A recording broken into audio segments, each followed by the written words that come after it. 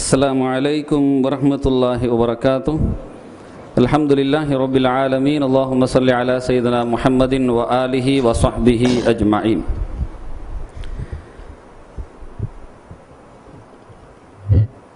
தலைவர் உள்ளிட்ட அவையோர் உலமாக்கள் அனைவர்களுக்கும், தாய்மார்கள், சகோதர சகோதரிகள் அனைவர்களுக்கும் அஸ்ஸலாமு அலைக்கும் வரஹ்மத்துல்லாஹி வபரகாத்துஹ். என்று இந்த கருத்தரங்கில் எனக்கு வழங்கப்பட்ட தலைப்பு நல்ல தலைமுறையை பலப்படுத்துவதே. அருள்மறை குர்ஆனில் அல்லாஹு தஆலா யா அய்யுஹல்லதீன ஆமனு, இறை விசுவாசிகளே, கூ அன்ஃபுஸக்கும் வ அஹ்லீக்கும் நாரா, உங்களையும் உங்களது குடும்பத்தார்களையும் நீங்கள் நரகத்திலிருந்து பாதுகாத்துக் கொள்ளுங்கள் என்று இறைவன் கட்டளை இடுகிறான். நபிகள் நாயகம் ஸல்லல்லாஹு அலைஹி வஸல்லம் அவர்கள் சொல்லுவார்கள், குல்லுக்கும் ராயின் வ குல்லுக்கும் மஸ்ஊலுன் அன் ரஇயத்தி, நீங்கள் ஒவ்வொருவர்களும் பொறுப்புதாரிகள், உங்கள் பொறுப்புகளை பற்றி நீங்கள் விசாரிக்கப்படுவீர்கள் என்று சொன்ன பெருமானார் ஸல்லல்லாஹு அலைஹி வஸல்லம் அவர்கள் குழந்தைகளை பற்றி அந்த தாய் தகப்பர்களிடத்தில் விசாரிக்கப்படும் என்று சுட்டிக்காட்டினார்கள். ஆக நமக்கு கிடைக்கக்கூடிய அந்த செல்வம் மிகவும் தூய்மையானதாக, சிறந்ததாக, ஒழுக்கமானதாக ஆக்கக்கூடிய பொறுப்பு தாய்மார்களுக்கு ரொம்ப அதிகம் உண்டு. தகப்பன்மார்களுக்கு அதுக்கு அடுத்த அந்தஸ்தில் உண்டு. நபிகள் நாயகம் ஸல்லல்லாஹு அலைஹி வஸல்லம் அவர்களிடத்தில் ஒரு தோழர் கேட்டார், நாயகமே, நான் யாரோடு என்னுடைய சுஹபத்தை வைத்துக் கொள்ள வேண்டும், என்னுடைய தொடர்பை வைத்துக் கொள்ள வேண்டும் என்று கேட்ட பொழுது, உம்முக், உங்களுடைய தாயோடு வச்சுக்கங்க அப்படின்னாங்க. அதற்கு அடுத்தும் உங்கள் தாய் தான், அதற்கு அடுத்தும் உங்கள் தாய் தான். 3 முறை தாயை முற்படுத்திய பெருமானார் ஸல்லல்லாஹு அலைஹி வஸல்லம் 4வது முறை தகப்பன் என்று சொன்னார்கள். அபூக், உங்களுடைய வாப்பா என்று சொன்னார்கள். அந்த வகையில் இருவர்களும் இணைந்தால் மாத்திரமே அந்த குழந்தையை சீரானதாக உருவாக்க முடியும். நல்ல தலைமுறை என்பது மிக அவசியமான ஒன்று. காலத்தின் இன்றைய சூழல்கள் மோசமாகுவதற்கு மிக முக்கிய காரணம் தலைமுறை சீர்கெட்டு போனதுதான். தலைமுறைகள் சீர்கெட்டு போனதால் நமது கலாச்சாரம் சீர்கெட்டு போனது, நமது குடும்பத்தின் பாரம்பரியம் சீர்கெட்டு போனது, நமது மார்க்க அனுஷ்டானங்கள் சீர்கெட்டு போனது. நல்ல தலைமுறை அப்பாற்பட்டு போகிற பொழுது உலகமே சீர்கெட்டு போய் கொண்டிருக்கிறது. நான் சொல்லுவது இஸ்லாமியர்களை மாத்திரமல்ல, இஸ்லாம் அல்லாதவர்களாக இருந்தாலும் சரி, நல்ல தலைமுறை இல்லாத காரணம் தான் இன்றைய உலகத்தினுடைய சீர்கேட்டுகளுக்கு ஒட்டுமொத்த காரணம். அந்த வகையில் இறைமறை குர்ஆனில் இறைவன் நன்மக்கள் கேட்கிற பிரார்த்தனையை பற்றி வரிசைப்படுத்துகிற பொழுது, அல்லதீன யகூலூன ரப்பனா ஹப் லனா மின் அஸ்வாஜினா வ ذُرِّيَّاتِنَا, யா அல்லாஹ், எங்களுக்கு எங்கள் மனைவிமார்களிடமிருந்து நல்ல சந்ததியை கொடு என்று கேட்பார்கள். அந்த சந்ததி எப்படி இருக்க வேண்டும் என்று இறைவன் சொல்லுகிறான் என்றால், குர்ரத அய்யுன், கண் குளிர்ச்சியை கொடுக்க வேண்டும் என்று சுட்டிக்காட்டுவான். கண் குளிர்ச்சியை கொடுக்கக்கூடியதாக இருந்தால் மாத்திரமே அந்த குழந்தையை வைத்து இந்த சமூகமும் சீர்பெறும், தாய் தகப்பர்களும் சீர்பெறுவார்கள். அந்த வகையில் நல்ல தலைமுறை என்பது மிக அவசியமான ஒன்று என்பதை நாம் நம் மனங்களில் பதிய வைத்துக் கொள்ள வேண்டும். செய்தனா உமர் இப்னுல் கத்தாப் ரலியல்லாஹு அன்ஹு, அந்த பெருமகனார், அவர்களிடத்தில் ஒரு தாய் வந்து தன் மகனை பற்றி முறையிடுகிறாள். அமீருல் முஃமினீன் அவர்களே, என் மகன் இதை சொன்னா இந்த மாதிரிலாம் செய்ய மாட்டேங்கிறான் அப்படின்னு ஒரு நீண்ட செய்திகள் அவைகள் எல்லாத்தையும் வந்து எதிர்த்தே பேசுறான், இப்படி நடக்கிறான் அப்படின்ன உடனே நேரம் உமர் ரலியல்லாஹு அன்ஹு இந்த மகனை பார்த்து கேட்டாங்க, என்னப்பா அம்மா சொல்றது உண்மையா அப்படின்னு கேட்டாங்க. மகன் ரொம்ப இப்போ உள்ள மகன்லாம் ரொம்ப ஸ்ட்ராங்காக தான் இருக்கிறான். அப்பவும் அவகிட்டயே ஒருத்தன் எதிர்த்து வாயை திறந்து பேசுறான்னு சொன்னாலே பெரிய விஷயம். உமர் ரலியல்லாஹு அன்ஹு முன்னிலையில் ஷைத்தானே நிற்க மாட்டான் இருக்கு. அப்படிப்பட்ட அந்த சிறுவன் தன் வாயை திறந்து பேசுகிறார். உண்மைதான், என் தாய்க்கு நான் கட்டுப்படாமல் இருப்பது என்பது உண்மைதான். அப்படியா, எதனால்னு கேட்டாங்க. அது என் தாயிட்ட தான் நீங்க கேட்கணும். ஆனா நான் சொல்றேன், என் தாய் எனக்கு எதை கொடுக்க வேண்டுமோ அதை அவள் கொடுக்கவில்லை. என்னிடத்தில் அவள் எதை எதிர்பார்க்கிறாளோ அது அவளிடத்தில் இல்லை. அருள்மறை குர்ஆனை ஓத சொல்லுகிறார், எனக்கு கற்றே தரவில்லையே, நான் எப்படி ஓத முடியும்? என் வாழ்வில் நடக்கக்கூடிய நல்ல நடத்தைகளுக்கு அவள் ஒரு அடிகோலை ஆடவில்லையே, அவர் ஒரு நல்ல வழியை ஏற்படுத்தி கொடுக்கவில்லையே. அப்படிப்பட்ட தாயாக என் தாய் இருக்கும் பொழுது என்னிடம் மாத்திரம் அந்த குறைகளை சுட்டி காட்டி இவன் செய்ய மாட்டேங்கிறான்னு சொல்ல வர்றாங்களே, இது உண்மையான அவகிட்ட கேளுங்க அப்படின்னாங்க. உடனே உமர் ரலியல்லாஹு அன்ஹு கேட்டாங்க, தண்டனை கொடுக்கப்பட வேண்டியது உனக்கு அல்ல, மகனை குறித்து சொன்னார்கள், உனக்கு அல்ல, உன் தாய் நீதான் தண்டனைக்குரியவள் என்று சுட்டி காட்டினார்கள். நல்ல தலைமுறையை உருவாக்குவதற்கு முயற்சி மேற்கொள்ளுகிற நாம் வெறும் அறிவுரையை மாத்திரமே வைத்துக் கொள்கிறோமே தவிர அவர்களுடைய வாழ்விற்கு நாம் ஒரு எடுத்துக்காட்டாக அமைவது மிக குறைவாக இருக்கிறது. இன்று யார் குழந்தையிடத்தில் நேரம் ஒதுக்குகிறார்கள்? நல்ல தலைமுறையை பலப்படுத்துவதற்கு அவர்களோடு தன் சகவாசத்தை வைத்துக் கொள்ள வேண்டுமே. இன்றைய இளைஞர்கள் கெட்டு போவதற்கு மிக முக்கிய காரணம் வீட்டில் கிடைக்காத அரவணைப்பு வெளியில் கிடைப்பதின் காரணத்தினால். தன் தாயிடத்தில் கிடைக்கிற பாசம் அற்று போனதால், தன் தகப்பனிடத்தில் கிடைக்கக்கூடிய பரிவு அப்பாற்பட்டு போனதால், யாராவது நமக்கு பாசம் தருவார்களா என்று ஏங்கி அலைகிற பொழுது அது தொடர்பு கெட்டதாக போய் அவளுடைய பாசமோ அல்லது வேறு ஒரு தவறான ஒருவனுடைய பாசமோ இவனை ஈர்க்கப்பட்டு அந்த தவறான வழிகளுக்கு செல்வதற்கு இது மிக முக்கிய வழியாக போய்விடுகிறது. யாரும் மறுக்க முடியாது. இன்றைய ஆய்வறிக்கை சொல்லுகிறது அவர்களிடத்தில் மேற்கொண்ட அந்த தகவலின் அடிப்படையில். கண்ணியத்திற்குரிய பெருமக்களே, நாம் ஒதுக்க வேண்டும். நபிகள் நாயகம் ஸல்லல்லாஹு அலைஹி வஸல்லம் அவர்கள் குழந்தைகளை எப்படி நீங்கள் வளர்க்க வேண்டும் என்று சொன்னார்கள். சிறு பிராயத்தில் இருக்கும் பொழுது ஒழுக்கத்தை கற்பித்துக் கொடுங்கள் என்றார்கள். அத்திபு அவுலாதக்கும், உங்கள் குழந்தைகளுக்கு ஒழுக்கம் போதியுங்கள் என்று சொன்னார்கள். பிஸலாசி ஹிசாலின், 3 குணங்களை போதிச்சிருங்க. அடிப்படை அஸ்திவாரமாக அவைகளை நீங்கள் ஆணிவேராக பதித்து விடுங்கள். ஒன்றாவது ஹுப்ப நபியுக்கும், உங்கள் நபியுடைய பாசத்தை பதிய வைத்து விடுங்கள்.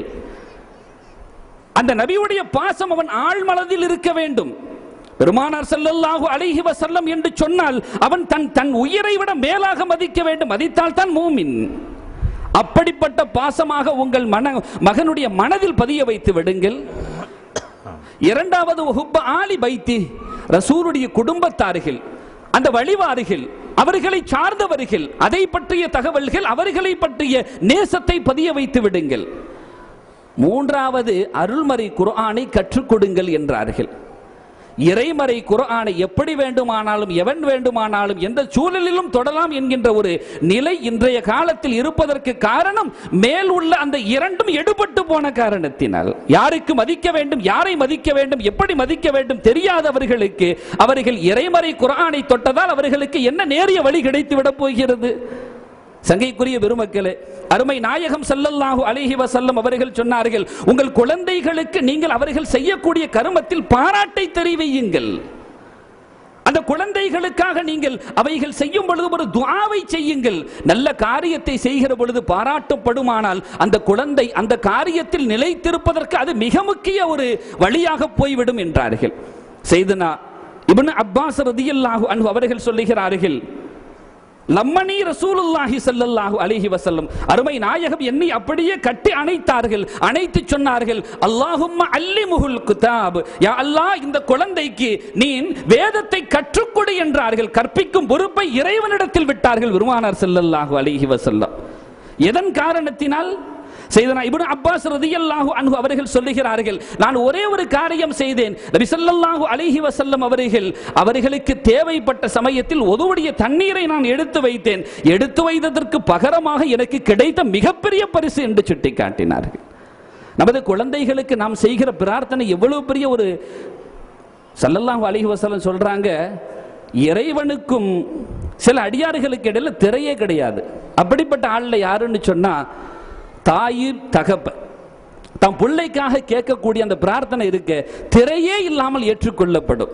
நாம நமது பிள்ளைகளுக்காக என்ன பிரார்த்தனை செய்யறோம்? அந்த பிள்ளைகளை கண்டிக்க முனைகிறோமே தவிர அவர்களை ஊக்குவித்து அவர்களுக்காக நாம் நேரம் ஒதுக்கி பிரார்த்திக்கிறோமா என்றால் மிகவும் குறைந்து போய்விட்டது. கண்ணியத்திற்குரிய அல்லாஹ்வின் நல்லடியார்களே, அது மாத்திரமல்ல, அந்த குழந்தைகளோடு பாசம் பாராட்ட வேண்டும், அந்த குழந்தைகளோடு இணங்கி நடக்க வேண்டும், அந்த குழந்தைகளுக்காக நமது காலங்களை செலவழிக்க வேண்டும். அனைத்தையும் விட மேலாக அந்த பிள்ளைகளுக்கு நாம் ஒரு முன்மாதிரியான வாழ்வாக வாழ்ந்து காட்ட வேண்டும். நல்ல தலைமுறையை உருவாக்குறது அப்படின்னு சொன்னா வெறுமனே நல்ல தலைமுறை எப்பா நீ சரியா வந்துருன்னா யார் சரியா வருவா? யாருனால முடியும்? அப்படி முடியாது. நல்ல தலைமுறையை உருவாக்குவதற்கு நீங்கள் சிறந்த முன்மாதிரியாக அமைய வேண்டும் என்று சுட்டிக்காட்டினார்கள். ஸல்லல்லாஹு அலைஹி வஸல்லம் அவர்களுடைய அருமை வழியை பின்பற்றுகிற அந்த பெருமகனார்கள் சுஃபியான், உத்பத் இப்னு அபி சுஃபியான் அவர்கள் தாம் மகனுக்கு ஒழுக்கம் போதிக்கிறாங்க. அவங்க சொல்றாங்க, உங்கள் மகனுக்கு நீங்கள் ஒழுக்கம் போதிப்பதாக இருந்தால் முதல் நீங்கள் உங்களை சரியாக்கி கொள்ளுங்கள். இஸ்லாஹுக் நஃப்ஸுக், உங்களுடைய நஃப்ஸை நீங்க சரியாக்கிக்கங்க. ஏன்னா ஃபஇன்ன உயூனஹும் மஅகூதத்தும் பிக், அவர்களுடைய அந்த உங்கள் குழந்தைகளுடைய மக்களுடைய கண்கள் உங்களை மாத்திரமே பார்க்கிறது. அவர்களிடத்தில் நலவு என்பது என்ன? நீங்கள் செய்யக்கூடியவைகள் தான். அவர்களிடத்தில் கெடுதல் என்பது என்ன? மோசமானது என்பது என்ன? நீங்கள் விடக்கூடியது தான் அவர்களுக்கு கெடுதலாக தெரிகிறது. அல்லிமுஹுமுல் கிதாப், அவர்களுக்கு வேதத்தை கற்றுக் கொடுங்கள். வலா தக்ருஹும் அலைஹி ஃபயமீலுஹு, அவர்களை நீங்கள் வெறுத்து விடாதீர்கள், அவர்கள் உங்களை விட்டும் அப்பாற்பட்டு போய் விடுவார்கள் என்று சொன்னார்களே. கண்ணியத்திற்குரிய அல்லாஹ்வின் நல்லடியார்களே, அந்த குழந்தைகளுக்கு முன்மாதிரி வடிவமாக நீங்கள் வாழ்ந்து காட்ட வேண்டும் என்று சொல்லுகிறார்கள் பெருமானார் ஸல்லல்லாஹு அலைஹி வஸல்லம். முன்னுதாரணியாக இருங்கள். அருமை நாயகம் ஸல்லல்லாஹு அலைஹி வஸல்லம் அவர்கள் ஒழுக்கம் கற்பிக்கிற சமயத்தில் சுஃபியான் தௌரி ஒரு நாள் மர்ர சுஃபியான் தௌரி ரலியல்லாஹு அன்ஹு பி ஜியாத் இப்னு கதீரின், ஜியாத் இப்னு கதீர் அவங்களுக்கு அருகாமையில் சுஃபியான் தௌரி நடந்து போறாங்க. அப்போ இந்த ஜியாத் இப்னு கதீர் என்ன செய்யறாங்கன்னா, சில பிள்ளைகளை வச்சுக்கிட்டு தொழுகைக்காக நிறுத்தி அந்த பிள்ளைகளுக்கு தொழுகையை கற்றுக் கொடுக்கறாங்க. அவங்க முன்னாடி நிற்கிறாங்க, சொல்றாங்க, இஸ்தவு யஅ்ததிலு சவ்வு மனாகிபக்கும் அக்தாமக்கும், நேரா நில்லுங்கோ, சரியா நில்லுங்கோ, தோளோடு அந்த நேரு சரியாக, கால்கள் சரியாக, அப்படி சரியா நின்னுக்கங்க அப்படின்னு சொல்லிக்கிட்டு ஸல்லல்லாஹு அவர்கள் சொல்றாங்க, உங்களுடைய தொழுகையுடைய முறை இப்படி அமைய வேண்டும் என்று போதித்துக் கொண்டிருக்கும் பொழுது அந்த வழியாக வந்த சுஃபியான் தௌரி உடனே சொன்னாங்க, பலகனி, எனக்கு கிடைத்த செய்தி என்ன தெரியுமா? அன்னல் அதப யுத்ஃபிஉ கலபர் ரப், நிச்சயமாக ஒழுக்கம் கற்பித்தல் இறைவனுடைய கோபத்தையே அணைத்து விடும் என்ற பெருமானாருடைய செய்தி எனக்கு கிடைத்திருக்கிறது. அதற்கு தகுதியான ஒரு நிகழ்வு நடந்து கொண்டிருக்கிறது என்றார்கள். இறைவனுடைய கோபத்தையே அழிக்கக்கூடிய அந்த செய்தி ஒழுக்கம் கற்பித்தல் என்பது அது மாத்திரமல்ல, இறைவனுடைய கோபத்தை மாத்திரமல்ல, சுவனத்தில் நாளை மறுமையில் உங்களை உயர்த்தக்கூடிய தரஜா ஒன்று இருக்கிறது என்று சொன்னார்கள். நாளைக்கு மறுமையில் சொர்க்கலோகத்தில் உயர்ந்த தரஜா சிலர்களுக்கு இருக்கு அப்படின்னு சொல்லி காட்டும் பொழுது, அந்த குழந்தை நாளைக்கு மறுமையில் ஒரு தகப்பன் கிடைச்ச எல்லா செல்வமும் கிடைச்சு போச்சு, அவனுக்கு இதுதான் முடிவாகி போச்சு. அதுக்கப்புறம் ஒரு இது வருது, எப்படி?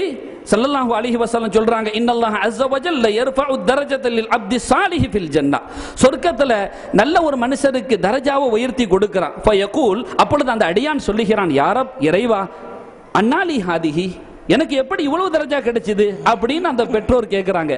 உடனே அல்லாஹ் சொல்றான், ஃபயகூல் பி இஸ்திக்ஃபாரி வலதின் லக், பி இஸ்திக்ஃபாரி வலதிக், உங்க புள்ள உங்களுக்கு செஞ்ச இஸ்திக்ஃபார்னு சொன்னாங்களாம் ஸல்லல்லாஹு அலைஹி வஸல்லம். கண்ணியத்திற்குரிய பெருமக்களே, இப்னு மாஜாவில் பதியப்படக்கூடிய ஹதீஸ். ஸல்லல்லாஹு அலைஹி வஸல்லம் சொன்னாங்க, இந்த உலகத்தை விட்டு நீங்க மறைஞ்சிட்டீங்கன்னா 3 அமல் உங்களுக்கு கிடைச்சிக்கிட்டே இருக்கும், நிரந்தரமா கிடைக்கும். சதக்கத்துன் ஜாரியா, நீங்கள் செய்த தான தர்மம், வ இல்முன் யுன்தஃபஉ பிஹி, கற்றுக் கொடுக்கக்கூடிய கல்வி, பிரயோஜனமான கல்வி, வலதுன் சாலிஹுன் யதுஉ லஹு, பெற்றோர்களுக்கு பிள்ளைகள் செய்கிற பிரார்த்தனை தொடர்ந்து கிடைத்துக் கொண்டிருக்கும் என்றார்களே.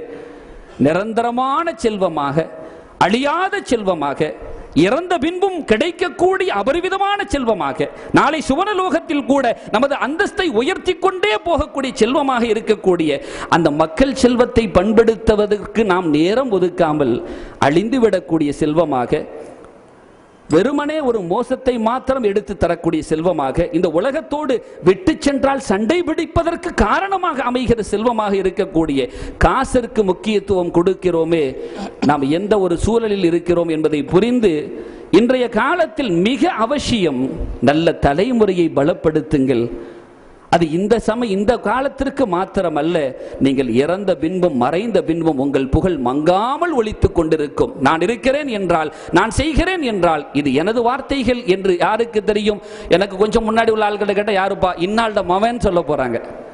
அப்ப தந்தைக்கும் தகப்பனுக்கும் கிடைக்கக்கூடிய அற்புதமான பேரை பெற்றுக் கொடுப்பதாக உங்கள் பிள்ளைகளை ஆக்குவது உங்கள் பொறுப்பு, கடமை. அத்தகைய ஒரு உன்னதமான பொறுப்பை நீங்கள் சுமந்திருக்கிறீர்கள், அமானிதத்தை சுமந்திருக்கிறீர்கள். வீணாக்கி விடாதீர்கள். நாளை மறுமை மிகவும் கொடூரமாக இருக்கும்.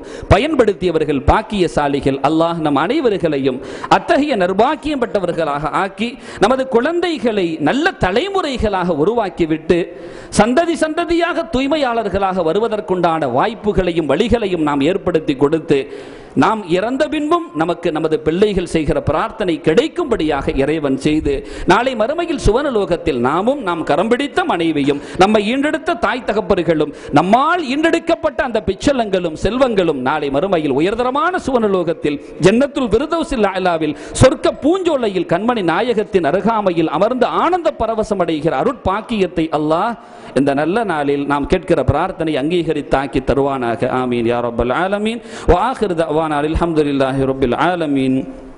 வஸ்ஸலாமு அலைக்கும் வரஹ்மத்துல்லாஹி வபரகாத்துஹு. ரொம்ப அழகா சொன்னாங்க. நல்ல தலைமுறை தான் மன்னரைக்கு பின்னாலும் உங்களுக்கு உதவும் என்றார்கள்.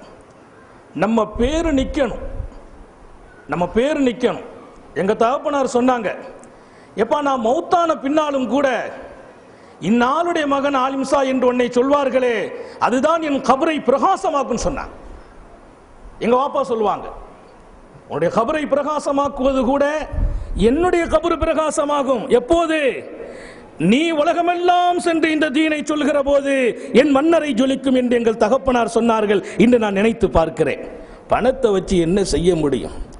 அசத்து கேட்டாங்க.